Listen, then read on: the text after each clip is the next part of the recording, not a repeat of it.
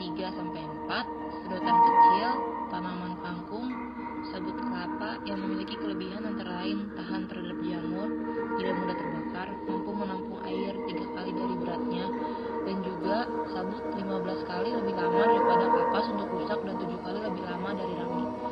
Arang memiliki kemampuan mengikat kotoran di air dengan bumbunya, dan kerikil sebagai bahan penyaring dan membantu aerasi oksigen. Dan juga alas kain berupa kasa dan bakteri Staphylococcus. Pembuatan alat ini sebagai gambaran cukup mudah. Terdapat 4 wadah plastik. Pada wadah ke-1 digunakan sebagai tempat penampungan air limbah yang di bagian bawah samping dilubangi untuk sebagai tempat pengaliran limbah ke wadah kedua untuk difiltrasi. Dan pada bagian dilubangi akan dibuat seperti pipa, baik dapat menggunakan selak ataupun lainnya.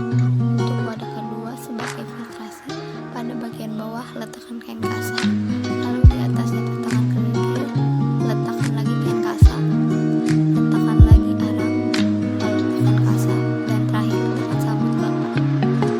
Setelah difiltrasi, air tersebut akan dialiri ke wadah ketiga berbentuk tempat pengaliran sama seperti pada wadah ke-1. Wadah ketiga sebagai tempat penampungan air dan pembagian bakteri untuk sebagai biodegradasi dengan harapan dapat mengurangi vitalitas ke dalam air. Lalu pada wadah ini air akan dialiri ke tempat terdapat kampung air dan prosesnya hampir sama.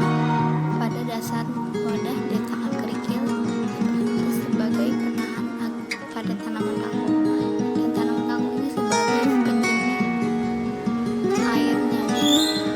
Pada akar-akar kangkung akan menarik air limbah tersebut diolah jadi bagian yang berpolusi akan ditarik oleh kangkung dan air itu bisa digunakan ataupun mau dibuang.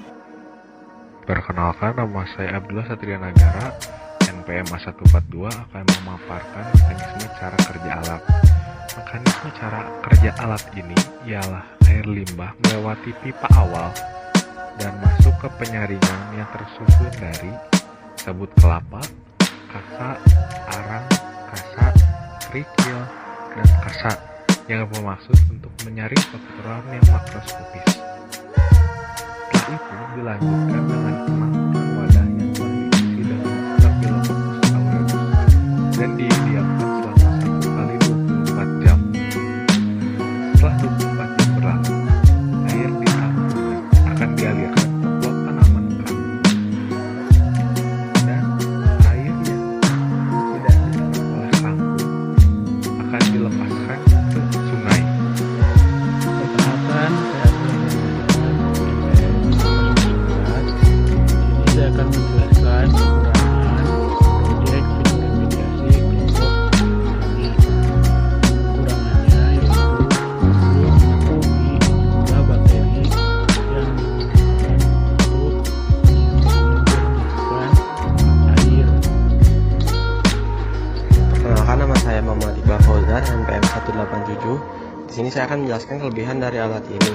Jadi, kelebihan karena menggunakan tanaman kangkungan atau Ipomoea crassicaulis adalah mampu menurunkan konsentrasi surfaktan pada sampel larutan deterjen sebesar 97,76% selama 30 hari pengolahan.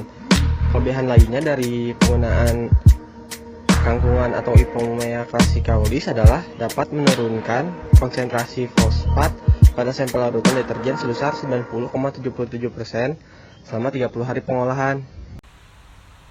Perkenalkan, nama saya Harul Prabokusumo dengan NPM A33.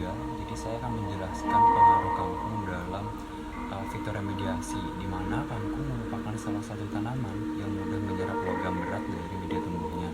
Nah, akibat pencemaran yang terjadi pada air yang salah satunya adalah limbah rumah tangga, diharapkan kangkung ini bisa menyerap logam-logam berat yang ada di limbah rumah tangga tersebut agar kandungan logam berat yang ada di air limbah rumah tangga tersebut bisa berkurang. Nama saya Yusiti Aisyah, NPM A067. Jadi pada proyek model fitoremediasi ini, kita menggunakan bahan-bahan yang seefisien mungkin dan mudah didapatkan. Contohnya seperti sabut kelapa, arang, kasa, kerikil, dan sebagainya. Untuk tanamannya, kita menggunakan kangkung, karena kangkung merupakan salah satu tanaman yang hiperakumulator terhadap logam berat. Di sini kita juga menggunakan bakteri Staphylococcus aureus untuk mobilitas unsur logam, sehingga menjadi mudah untuk diserap tanaman. Akan tetapi, kita belum mengetahui jumlah bakteri yang digunakan untuk mencernihkan air. Sekian dari kelompok kami, semoga bermanfaat. Terima kasih.